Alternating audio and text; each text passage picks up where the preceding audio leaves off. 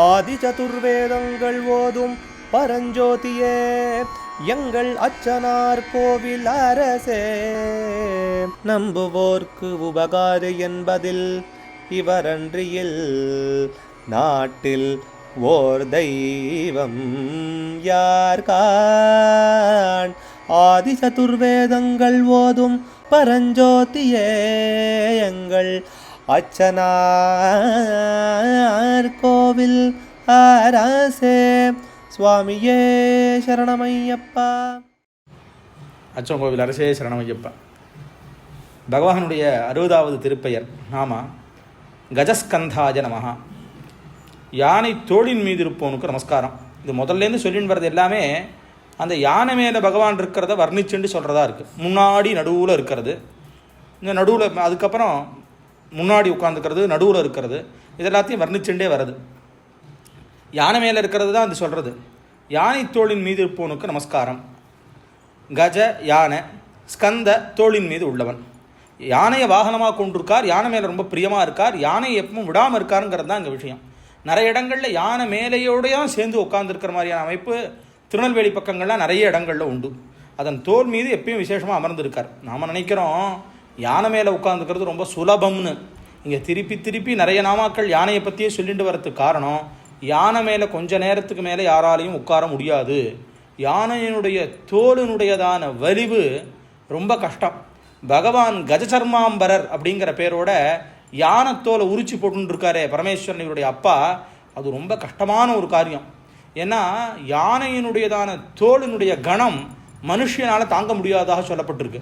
ஆனால் சுவாமி அது மேலே தான் உட்காந்துக்கிறாராம். அது மேலே எப்பயும் பிரியமாக இருக்காருன்னு சொல்லி சொன்னால் இது என்றைக்குமே முடியாததை பண்ணி காமிக்கிறதுங்கிறதான விஷயம். பிள்ளையார் அவ்வளோ பெரிய சரீரத்தோடு இருக்கார், யானை உருவம், ஆனால் சின்ன ஒரு மூஞ்சு உறவை இழுத்துன்னு போகிறது, இதெல்லாம் தத்துவத்தினுடைய வெளிப்பாடு.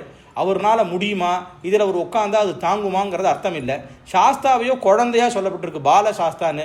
இவர் எப்படி அவ்வளோ பெரிய யானை மேலே ஏறி உட்காந்துப்பாருன்னு யோசிச்சோமானா, பகவான் இதெல்லாம் நம்ம ஒரு பிரியத்துக்காக பண்ணி காமிக்கிறாரே ஒழிய தத்துவத்தினால அவரால் பண்ண முடியாதுங்கிறது ஒன்று உண்டா? அது அவசியம் புரிஞ்சுக்கணும் இந்த இடத்துல. தேஜோமண்டல மத்தியகம்னும் இன்னொன்று யானையினுடைய ஒரு சொரூபம் கர்வத்தினுடைய ஒரு வெளிப்பாடு. தத்துவத்தில் யானைனா அது கர்வம், அதனால் அதுக்கு மத கஜம்னு பேர் உண்டு. கர்வத்தை அடக்கிவிட்டா பகவான் நம்ம புத்தியில் எப்பவும் பிரசன்னமாக இருப்பார் அப்படிங்கிறத காமிக்கிறதுக்கு தான் இங்கே பல இடங்களில் இந்த யானையை உருவகப்படுத்தி காமிக்கிறதே ஒழிய, இப்போ குதிரையை பற்றி சொன்னால் குதிரை இந்திரியங்களினுடையதான வெளிப்பாடு. அதான் இந்திரியங்கள்னால் நம்மளுடைய இந்த உடம்பினுடைய மனசினுடையதான ஒரு வெளிப்பாடு. எப்படி மனோவேகம் வாயு வேகம்னு சொல்கிற மாதிரி இருக்கோ அதெல்லாத்தையும் அடக்கி பகவான் கிட்ட வச்சோமானா அது எப்பவும் இருக்கும். இந்த மாதிரி ஒவ்வொன்றுத்துக்கும் ஒவ்வொரு தத்துவார்த்த ரீதியானது இருக்குது. அதை வெளிப்படுத்தி சொல்கிறதுக்கு தான் இதெல்லாம் சொல்லிட்டு வரதாக இருக்குது. தேஜோமண்டல மத்தியகம் மதகஜ ஸ்கந்தாதிரூடம் மகாசாஸ்தாரம்னு தியான ஸ்லோகம் ஒன்று சொல்கிறது. அதுக்கப்புறம் பிரம்மஸ்ரீ டி.கே. முத்துசுவாமி சாஸ்திரிகள் பண்ண பூதநாத சரித்திரத்திலையும் பகவானை பற்றி சொல்லும்போது கஜராட் ஸ்கந்தாதி ரூட பிரபோ அப்படின்னு கொண்டு போய் சீர்காழியில் இருக்கக்கூடிய சுவாமியை பற்றி ரொம்ப விசேஷமாக ஸ்துதிக்கிறார். அப்படி இருக்கிறதுனால பகவான் யானையினுடைய தோளில் மேலே உட்காண்டிருக்காருங்கிறத ரொம்ப விசேஷமாக எல்லாரும் வர்ணிக்கப்பட்டதாக இருக்குது. இதில் 8 தோளுடையவனுக்கு நமஸ்காரம், யானை போன்ற தோளுடையவனுக்கு நமஸ்காரம்னு ஒரு அர்த்தம் இதுக்கு சொல்லலாம். கஜஸ்கந்த அப்படிங்கிறதுக்கு யானை போல தோல் அப்படின்னா தோல்னு சொல்லி சொன்னால் அது எவ்வளோ வலுவையானதாக இருக்கணும், எவ்வளோ பெருசாக தாங்கிறதா இருக்கணும். ஸ்ரீமத் ராமாயணத்தில் ஒரு கட்டம், அதாவது ஒரு இடம், தசரதர் பகவானை ராமனை கூப்பிட்டு கட்டிக்கிறார். எல்லாரும் சபையில் இருக்கும்போது இந்த மாதிரி நாளைக்கு பட்டாபிஷேகம் இவருக்கு பண்ண போகிறேன்னு கட்டிக்கிறார். இப்போ இந்த இடத்துல ஒரு கேள்வி, ராஜாக்களாக இருக்கிறவர் தன்னுடைய பிரியத்தையோ கோபத்தையோ இல்லை மற்ற விஷயத்தையோ தன்னுடைய குழந்தைகள் கிட்டக்க முன்னாடி நேரடியாக காட்டுறதுங்கிறது அவ்வளோ வழக்கமாக அங்கே சொல்லப்படலை நீதியில். இவர் இப்படி எல்லார் முன்னாடியும் தன்னுடைய குழந்தையை கொண்டு கட்டிக்கிறாரே, அத்தனை மகான்கள் இருக்கிற சபையாக இருக்கேன்னு எல்லாருக்கும் ஒரு சந்தேகம் மாதிரி வரலாம்னு ஒரு எண்ணம் வச்சு அது கீழே பெரியவர்கள்லாம் அர்த்தம் எழுதும்போது தசரதர் அப்படி பண்ணி பார்க்கலையாம். தசரதருக்கு ஒரு சந்தேகம் இருந்துதான். ஏன்னா ராமனை சின்ன குழந்தையிலேருந்தே யானை போல ரிஷபத்தை போல இந்த நடையெல்லாம் முன்னாடி பின்னாடி நடக்க சொல்லி பார்த்து பார்த்து அந்த அழகை அனுபவிச்சவருங்கிற காரணத்தினால குழந்தையாவை தானே நினச்சிட்டு இருக்கார். எப்பவும் எல்லா பெரியவர்களுக்கும் தன் குழந்தையாக தான் நினைக்கிறது, வயசானதான் நினைக்கிற எண்ணம் இல்லை. அப்படி இருக்கிற காரணத்தினால இங்கே ராமன் அப்படி அவர் நினைக்கிறார். அப்போ ராமனுடைய தோளையும் தன் தோளையும் அளந்து பார்க்குறாராம்.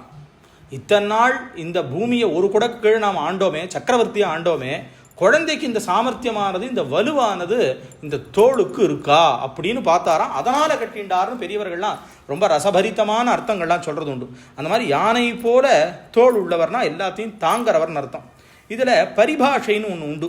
சில விஷயங்களை சொல்கிறதுக்கு அஷ்டநாகம், அதுக்கப்புறம் வேத சங்கியை அப்படின்னு சொல்கிறது உண்டு. வேதம்னா என்ன? 4 வேதம். சில இடத்த இப்போ ஒரு முக்கியமாக இருக்கிறவர்களுக்கு புரியணும், சில மந்திர விஷயங்களோ இல்லை ஒரு ரகசியமாக ஒரு விஷயம் சிலருக்கு மாத்திரம் புரியணுங்கிற இடங்களில் சொல்லும்போது அப்படி பரிபாஷையாக சொல்கிறது உண்டு. அப்படி இந்த இடத்துல கஜஸ்கந்தாங்கிறதுக்கு ஒரு அர்த்தம் என்னவா வருது அப்படின்னு கேட்டாக்கா, கஜங்கிறதுனால 8னா இந்த இடத்துல அஷ்டதிக் கஜங்கள், அதை போன்றதான தோளுடையவர் அப்படின்னு ஒரு அர்த்தமானது இருக்குது. ஏன்னா இந்த 8 திக் கஜங்கள் தான் பூமியை கீழே தாங்கிட்டு இருக்கு. இதனுடையதான இது ஒவ்வொன்றும் மங்கள வஸ்துக்கள். ஐராவதம், புண்டரீகம், இதெல்லாம் மகாசங்கல்பத்தும் போது இந்த அஷ்டதிக் கஜோபரி வேஷ்டிதே, 8 யானைகளுக்கு மேலே இருக்கக்கூடியதான இந்த பூமி அப்படின்னு சொல்லி அதெல்லாம் வர்ணிக்கும்.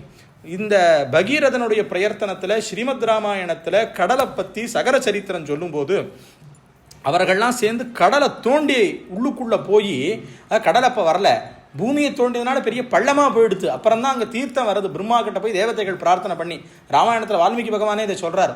அப்போது ஒவ்வொரு திக்கில் இருக்கக்கூடிய கஜங்களையும் போய் இவர்கள் பார்க்குறார்களாம், அதெல்லாம் சிரமப்படுத்திட்டார்களாம். அதுக்கப்புறமா போனவர் போய் நமஸ்காரம் பண்ணி அதனுடைய ஆசீர்வாதத்தை சம்பாதிச்சு கங்கையை கொண்டு வந்தார் பகீரதன்கிற சரித்திரம் எல்லாம் சொல்லும்போது ஒவ்வொரு யானையினுடைய பேர் சொல்லி திக்கு சொல்லி அந்த யானைகள் எங்கெங்கே இருக்குங்கிறதெல்லாம் ஆதி காவியமான வேதமான இதிகாசமான ஸ்ரீமத் ராமாயணத்திலே சொல்லப்பட்டதாக இருக்குது. இந்த இடத்துலையும் 8 தோள்கள் உடையவன் அப்படின்னு சொல்லி சொன்னால் அந்த மாதிரி யானைகள் போன்றதான தோளுடையவன்கிறதான ஒரு அர்த்தம் தெரியறது. தமிழ் நிகண்டூவில் சாஸ்தாவினுடைய பெயரை சொல்லும்போது எண்கரத்தன்னே சொல்லப்பட்டிருக்கு. எந்த விதமான ஒரு இதுவும் இல்லாமல் 8 கைனா அது சாஸ்தாவுக்கு விசேஷமாக உள்ளது. காரிசெண்டு தண்டனிந்தோன் கையன் ஐயன் மாலரன் சேய் ஆரியன் பச்சைப்பரி வெள்ளானை உள்ளோன். பச்சைப்பரின்னு சொல்லி சொன்னால் பச்சை குதிரை, வெள்ளானை உள்ளோன் குதிரை அவளுக்கு வாகனமாக இருக்குது. பூரணை புட்களை மண் யோகி, பூரண புஷ்கலா சமேதர் யோகீஸ்வரர், சபரியில் இருக்காரே ஆண்டவன். கடல் வண்ணன் நெய்தல் பூண்டோன், நெய்தலுக்கு நிலத்துக்கு ரொம்ப முக்கியமான ஒரு சுவாமி. கோழிக்கொடியோன், இவரையும் கோழிக்கொடியாக சொல்லியிருக்கு. எண்கரத்தன் சாத்தன், தமிழில் அழகான பெயர் சாத்தன் அப்படிங்கிற பேர். சாத்தமங்கலம், சாத்தனூர், இதெல்லாம் இன்றைக்கும் சாஸ்தாவினுடையதான பேர் அமைச்சு இருக்கிறதா இருக்குது. தமிழில் கூட ஒரு பெரிய வித்வான் சாஸ்தாவினுடைய பேரை வச்சே சாத்தனார்னு இருந்தாருங்கிறது நம்ம கேள்விப்பட்டதாக இருக்குது. இது நாமதீப நிகண்டுல தெய்வ வர்க்கத்தில் பற்றி சொல்கிறதாக இருக்குது. யானை படையுடையவனுக்கு நமஸ்காரம்னு இந்த பேருக்கு ஒரு அர்த்தம் பண்ணலாம். யானைகள்னு நிறைந்த கஜங்கிற சப்தத்துக்கு, ஸ்கந்தாங்கிறதுக்கு படை பிரிவு, யானைப்படைய உடையவர்.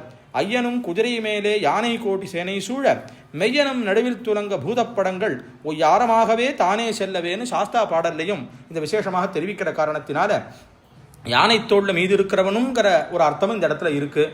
அப்படி இருக்கிற பகவானுக்கு நமஸ்காரம்னு இந்த நாமாவான தெரிவிக்கிறது. அச்சங்கோவில் அரசே சரணமையப்பா.